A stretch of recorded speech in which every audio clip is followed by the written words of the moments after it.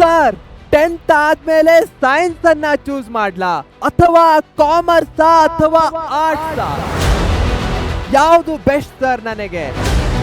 ಈ ಡೌಟು ನಿಮ್ಮ ತಲೆಯಲ್ಲಿದ್ರೆ ಈ ವಿಡಿಯೋವನ್ನ ಕೊನೆ ತನಕ ನೋಡಿ, ಎಲ್ಲಾ ಡೌಟ್ಸ್ಗಳು ಸಾಲ್ವ್ ಆಗತ್ತೆ. Let's start.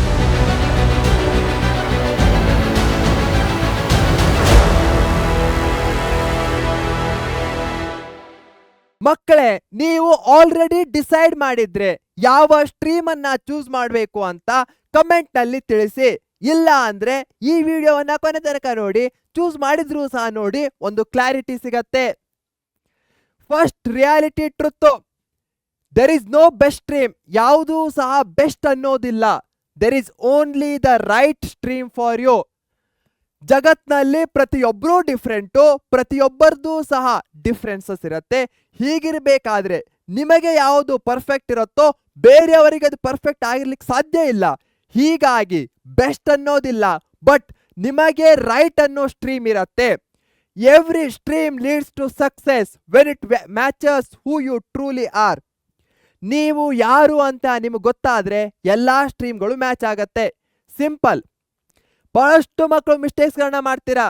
ಸರ್, ನನ್ನ ಫ್ರೆಂಡ್ ಆ ಕಾಲೇಜನ್ನು ಜಾಯ್ನ್ ಆದ, ನನ್ನ ಫ್ರೆಂಡ್ ಆ ಸ್ಟ್ರೀಮನ್ನು ತೆಗೆದುಕೊಂಡ, ನನ್ನ ಫ್ಯಾಮಿಲಿ ಪ್ರೆಷರ್ ಇದೆ, ಆ ಪ್ರೆಷರ್ ಇದೆ, ಎಲ್ಲರೂ ಸಹ ಅದಕ್ಕೆ ಜಾಯ್ನ್ ಆಗ್ತಾ ಇದ್ದಾರೆ, ಆ ಪ್ರೆಷರ್ ಬರ್ತಾ ಇದೆ. ನನ್ನ ಮಾರ್ಕ್ಸ್ ಇಷ್ಟು ಬಂದಿದೆ, ಹೀಗಾಗಿ ನಾನು ಸೈನ್ಸಿಗೆ ಹೋಗ್ತೇನೆ. ನನ್ನ ಮಾರ್ಕ್ಸ್ ಕಡಿಮೆ, ಹೀಗಾಗಿ ನಾನು ಆ ಸ್ಟ್ರೀಮಿಗೆ ಹೋಗ್ತೇನೆ. ಈ ರೀತಿಯ ಮಿಸ್ಟೇಕ್ಸ್ಗಳನ್ನ ದಯವಿಟ್ಟು ಮಾಡಬೇಡಿ. ಏಕೆಂದ್ರೆ ನೀವು ಯಾವ ಸ್ಟ್ರೀಮನ್ನು ಚೂಸ್ ಮಾಡ್ತೀರಾ ಅನ್ನೋದು ಮಾರ್ಕ್ಸ್ ಮೇಲೆ ಡಿಪೆಂಡೆಂಟ್ ಆಗಿರಲ್ಲ, ಅದು ನಿಮ್ಮ ಎಬಿಲಿಟಿ ಮೇಲೆ ಡಿಪೆಂಡ್ ಆಗಿರುತ್ತೆ. ಸೊ ನಿಮ್ಮ ಇಂಟ್ರೆಸ್ಟು, ನಿಮಗೆ ಯಾವುದರಲ್ಲಿ ಆಸಕ್ತಿ ಇದೆ, ಸ್ಟ್ರೆಂತು, ನಿಮಗೆ ಯಾವುದು ಬೇಗನೆ ತಿಳಿಯುತ್ತೆ, ಕರಿಯರ್ ಗೋಲು, ನಿಮ್ಮ ಡ್ರೀಮ್ ಏನು, ಈ ಮೂರೂ ಪಾಯಿಂಟ್ಸ್ಗಳನ್ನ ಒಂದು ಕಡೆ ಬರ್ಕೊಳ್ಳಿ. ಇಂಟ್ರೆಸ್ಟ್ ಏನಿದೆ ಅಂತ ಬರಿ, ನಿಮ್ಮ ಸ್ಟ್ರೆಂತ್ ಏನು ಅಂತ, ಹಾಗೆ ಕರಿಯರ್ ಗೋಲ್, ನಾನು ಈ ರೀತಿ IAS ಆಫೀಸರ್ ಆಗಬೇಕು, ಅಥವಾ ನಾವು ಡಾಕ್ಟರ್ ಆಗಬೇಕು, ಇಂಜಿನಿಯರ್ ಆಗಬೇಕು, ಏನೇ ಇರ್ಬೋದು ನಿಮ್ಮ ಕರಿಯರ್ ಗೋಲು, ಅದನ್ನ ಬರೀರಿ. ಅದಾದ್ಮೇಲೆ ನೀವು ಏನ್ ಮಾಡಬೇಕು, ಸೈನ್ಸ್ ಅಂದ್ರೆ ಏನು, ಕಾಮರ್ಸ್ ಅಂದ್ರೆ ಏನು, ಆರ್ಟ್ಸ್ ಅಂದ್ರೆ ಏನು ಅಂತ ತಿಳ್ಕೊಳ್ಬೇಕು. ಸೈನ್ಸ್ ಏನು, ಮೆಡಿಸಿನ್ನು, ಇಂಜಿನಿಯರಿಂಗು, ರಿಸರ್ಚು, ಟೆಕ್ನಾಲಜಿ, ಇವುಗಳಿಗೆಲ್ಲ ಡೋರನ್ನು ಓಪನ್ ಮಾಡುತ್ತೆ. ಅದಲ್ಲದೆ ನಿಮ್ಮ ಮೈಂಡಲ್ಲಿ ಎನಾಲಿಟಿಕ್ಸ್ ಅಂದರೆ, ಫಾರ್ ಎಕ್ಸಾಂಪಲ್ ಏನೇ ಒಂದು ನಂಬರ್ಸ್ ಕೊಟ್ಟರೆ ಥಿಂಕ್ ಮಾಡೋದಿರ್ಬೋದು, ಏನೇ ಒಂದು ಸಿಚುವೇಶನ್ ಕೊಟ್ಟರು ಸಹ ಥಿಂಕ್ ಮಾಡುವಂಥ ಕೆಪಾಸಿಟಿ ಇದ್ದರೆ ನಿಮಗೆ ಸೈನ್ಸ್ನಲ್ಲಿ ಫಿಸಿಕ್ಸು, ಕೆಮಿಸ್ಟ್ರಿ, ಮ್ಯಾಥಮೆಟಿಕ್ಸ್ ಈ ಮೂರೂ ಸಬ್ಜೆಕ್ಟ್ಸ್ಗಳು ಪ್ರೈಮರಿಯಾಗಿ ಇದ್ದೇ ಇರುತ್ತೆ. ಫಿಸಿಕ್ಸ್ ಅಂದರೆ ಏನು, ಜಗತ್ತು ಹೇಗೆ ವರ್ಕ್ ಮಾಡುತ್ತೆ, ಕೆಮಿಸ್ಟ್ರಿ ಅಂದರೆ ಪ್ರತಿಯೊಂದು ವಸ್ತು ಹೇಗೆ ಫಂಕ್ಷನ್ ಮಾಡುತ್ತೆ, ಮ್ಯಾಥಮೆಟಿಕ್ಸು ನಂಬರ್ಸು, ಲಾಜಿಕ್ಕು ಬರುತ್ತೆ. ಅದ್ರ ಜೊತೆಗೆ ನೀವು ಬಯೋಲಜಿಯನ್ನು ತೆಗೆದುಕೊಂಡ್ರೆ ನೀಟ್ ಎಕ್ಸಾಮನ್ನು ಬರೀಬೇಕಾಗತ್ತೆ. ಕಂಪ್ಯೂಟರ್ ಸೈನ್ಸು ಮತ್ತೊಂದು ಆಪ್ಷನಲ್ ಸಬ್ಜೆಕ್ಟು, ಇಂಜಿನಿಯರಿಂಗ್ಗೆ KCET ಅಥವಾ JEE ಬರೀಬೇಕಾಗತ್ತೆ. ಈ ರೀತಿಯಾಗಿ ಈ ಸಬ್ಜೆಕ್ಟ್ಸ್ಗಳಿವೆ. ನಿಮಗೆ ಈ ಸಬ್ಜೆಕ್ಟ್ಸ್ಗಳಲ್ಲಿ ಎಷ್ಟು ಇಂಟ್ರೆಸ್ಟ್ ಇದೆ ಅಂತ ತಿಳ್ಕೊಳ್ಳಿ. ಅದಾದಮೇಲೆ ಸೈನ್ಸನ್ನು ಚೂಸ್ ಮಾಡಿ. ಹಾಗೆ ಏನೇನು ಕರಿಯರ್ಸ್ಗಳಿವೆ ಅದನ್ನು ಸಹ ಹೇಳಿದ್ದೇನೆ.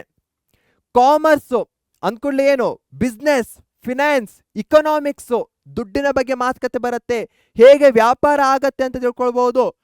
ಆಂಟ್ರಪ್ರಿನರ್ಶಿಪ್, ಉದ್ಯೋಗಿಗಳಾಗಬೇಕಂದ್ರೆ ಏನು ಮಾಡಬೇಕು, ಹಾಗೆ ಮ್ಯಾನೇಜ್ಮೆಂಟ್ ಮಾಡಬೇಕಂದ್ರೆ ಜನರನ್ನ ಕರಿಯರ್ಸ್, ಅವುಗಳ ಬಗ್ಗೆ ತಿಳ್ಕೊಳ್ತೀರಾ. ಇಲ್ಲಿ accountancy, financial records, for example GST ಅವೆಲ್ಲ ರೆಕಾರ್ಡ್ಸ್ಗಳು ಬರುತ್ತೆ, ಅವು ಇರ್ಬೋದು. ಬಿಸ್ನೆಸ್ ಸ್ಟಡೀಸ್, ಹೇಗೆ ಬಿಸ್ನೆಸ್ ವರ್ಕ್ ಆಗತ್ತೆ. ಇಕನಾಮಿಕ್ಸು, ಮಾರ್ಕೆಟ್ ಹೇಗೆ ವರ್ಕ್ ಆಗತ್ತೆ, ಟ್ರೇಡ್ ಹೇಗೆ ನಡೆಯುತ್ತೆ, ಇವೆಲ್ಲ ತಿಳ್ಕೊಳ್ತೀರಾ. ಅದರ ಜೊತೆಗೆ ಬೇಸಿಕ್ ಮ್ಯಾಥಮೆಟಿಕ್ಸ್ ಸಹ ಇರುತ್ತೆ, ಕ್ವಾಂಟಿಟೇಟಿವ್ ಸ್ಕಿಲ್ಸು, ಸ್ಟ್ಯಾಟಿಸ್ಟಿಕ್ಸು, ಏನು ಡೇಟಾ ಇದ್ದರೆ ನಮ್ಮ ಹತ್ರ ಸಿಕ್ಕಾಪಟ್ಟೆ ನಂಬರ್ಸ್ಗಳಿವೆ, ಅವುಗಳನ್ನ ಹೇಗೆ ಅನಾಲಿಸಿಸ್ ಮಾಡಬೇಕು. ಯಾವ್ಯಾವ ಮಕ್ಕಳು, ಸರ್ ನನ್ನ ಮ್ಯಾಥ್ಸ್ ವೀಕ್ ಇದೆ, ಅದು ಕಾಮರ್ಸ್ಗೆ ಹೋಗ್ತಾ ಇದ್ದೇನೆ, ಇಲ್ಲಿ ನೋಡ್ಬೋದು ಕಾಮರ್ಸ್ ಅಂದ್ರೆ ಮ್ಯಾಥ್ಸ್ ಇರುವಂತಹದ್ದು, ನಂಬರ್ಸ್ ಇರುವಂತಹದ್ದು, ಹೀಗಾಗಿ ನಾನು ಅದರಲ್ಲಿ ವೀಕು, ಅದಕ್ಕೆ ಇಲ್ಲಿ ಹೋಗ್ತೇನೆ. ಆ ರೀತಿಯ ಮಿಸ್ಟೇಕ್ಸ್ಗಳನ್ನ ಮಾಡ್ಲಿಕ್ಕೆ ಹೋಗಬೇಡಿ. ಆರ್ಟ್ಸು ಕ್ರಿಯೇಟಿವ್ ಮತ್ತು ಕ್ಯೂರಿಯಸ್ಸು, ಫಾರ್ ಎಕ್ಸಾಂಪಲ್ ನಮ್ಮ ಹಿಸ್ಟ್ರಿಲಿ ಏನಾಯಿತು, ಫ್ಯೂಚರಲ್ಲಿ ಏನಾಗ್ಬೋದು, ಮನುಷ್ಯನ ಮೈಂಡ್ ಹೇಗೆ ಕೆಲಸ ಮಾಡತ್ತೆ, ಸೋಷಿಯಾಲಜಿ ನಮ್ಮ ಸುತ್ತಮುತ್ತಲಿನ ಸಮಾಜ ಹೇಗೆ ಕೆಲಸ ಮಾಡತ್ತೆ, ಪೊಲಿಟಿಕಲ್ ಸೈನ್ಸು ಗೌರ್ಮೆಂಟ್ ಹೇಗೆ ಫಾರ್ಮ್ ಆಗುತ್ತೆ, ಗೌರ್ಮೆಂಟ್ನಲ್ಲಿ ಯಾವ್ಯಾವ ಸ್ಟ್ರಕ್ಚರ್ಸ್ಗಳಿವೆ, ನಮ್ಮ ಹಿಂದಿನ ನಾಗರಿಕತೆಗಳೇನು, ಸಿವಿಲೈಸೇಷನ್ನು, ಜಿಯೋಗ್ರಫಿ, ಅರ್ಥು, ಎನ್ವೈರನ್ಮೆಂಟು, ಇವುಗಳ ಬಗ್ಗೆ ಆಸಕ್ತಿ ಇದ್ದರೆ ನೀವು ಆರ್ಟ್ಸ್ಗೆ ಹೋಗ್ಬೋದು. ಹಾಗೆ ಬಹಳಷ್ಟು ಮಕ್ಕಳು ಹೇಳ್ತಾ ಇರ್ತಾರೆ, ಸರ್ ನಾನು IAS IPS ಮಾಡಬೇಕು, ಅದಕ್ಕೆ ಆರ್ಟ್ಸ್ ಹೋಗ್ಬೇಕು. ಮಗು, ಅದೆಷ್ಟೋ ಇಂಜಿನಿಯರ್ಸ್ಗಳು, ಅದೆಷ್ಟೋ ಡಾಕ್ಟರ್ಸ್ಗಳು, ಇಂಜಿನಿಯರಿಂಗು ಡಾಕ್ಟರ್ಸ್ಗಳು ಆದಾದ್ಮೇಲೆ ಏನಾಗಿದ್ದಾರೆ, IPS IAS ಆಫೀಸರ್ಸ್ಗಳಾಗಿದ್ದಾರೆ. ಹೀಗಾಗಿ ಅದಕ್ಕೆ ಇದನ್ನೇ ಮಾಡಬೇಕು ಅಂತ ಇಲ್ಲ. ಬಟ್ ಬಹಳಷ್ಟು ಮಕ್ಕಳು ಹೀಗೆ ಹೇಳ್ತಾರೆ, ಸರ್ ನಾನು ಕಡಿಮೆ ಮಾರ್ಕ್ಸ್ ಬಂದು ಅದಕ್ಕೆ ಆರ್ಟ್ಸ್ ಹೋಗ್ತೇನೆ. ಖಂಡಿತವಾಗಿಯೂ ಇಲ್ಲ. ಆರ್ಟ್ಸ್ನಲ್ಲೇ ಅತಿ ಹೆಚ್ಚಿನ ತಲೆಯ ಅವಶ್ಯಕತೆ ಇರುತ್ತೆ. ಯಾಕಂದ್ರೆ ಇಲ್ಲಿ ಕ್ರಿಯೇಟಿವ್ ಆಗಿ ಯೋಚನೆ ಮಾಡಬೇಕು.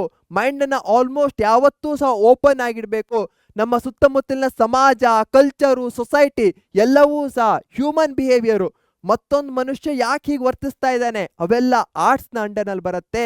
ಅದರಲ್ಲೂ ನೀವು ಆರ್ಟ್ಸನ್ನು ಕರೆಕ್ಟಾಗಿ ಮಾಡಿದ್ರೆ ಬಹಳಷ್ಟು ಕರಿಯರ್ ಆಪ್ಷನ್ಸ್ಗಳು ಓಪನ್ ಅಪ್ ಆಗತ್ತೆ. ಸೊ ಎಲ್ಲ ಸ್ಟ್ರೀಮ್ಸ್ಗಳಿಗೂ ಸಹ ಸ್ಕೋಪ್ ಇದೆ. ಸೈನ್ಸ್ ಬೆಸ್ಟು, ಆರ್ಟ್ಸ್ ಬೆಸ್ಟು ಖಂಡಿತವಾಗಿಯೂ ಅಲ್ಲ. ಪ್ರತಿಯೊಂದು ಸ್ಟ್ರೀಮ್ ಸಹ ಬೆಸ್ಟ್ ಆಗಿರುವಂತಹದ್ದು, ಪ್ರತಿಯೊಂದು ಸ್ಟ್ರೀಮಲ್ಲೂ ಸಹ ಬೆಸ್ಟ್ ಆಗಿರುವಂತಹ ಪಾಯಿಂಟ್ಸ್ಗಳಿರುತ್ತೆ. At the end of the day ನೀವು ಎಷ್ಟು ಎಫರ್ಟ್ಸ್ ಹಾಕ್ತಿರೋ ಅದು ಮ್ಯಾಟರ್ ಆಗತ್ತೆ, ಎಷ್ಟು ನೀವು ಸಕ್ಸಸ್ಫುಲ್ ಆಗ್ತೀರಾ ಅಂತ. So final message, don't follow others. ಬೇರೆಯವರನ್ನ ಫಾಲೋ ಮಾಡ್ಲಿಕ್ಕೆ ಹೋಗಬೇಡಿ.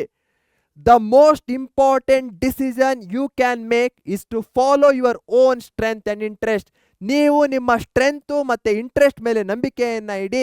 ಅದಾದಮೇಲೆ ಕರಿಯರು ಬೆಸ್ಟ್ ಆಗಿ ಫಾಲೋ ಅಪ್ ಮಾಡುತ್ತೆ.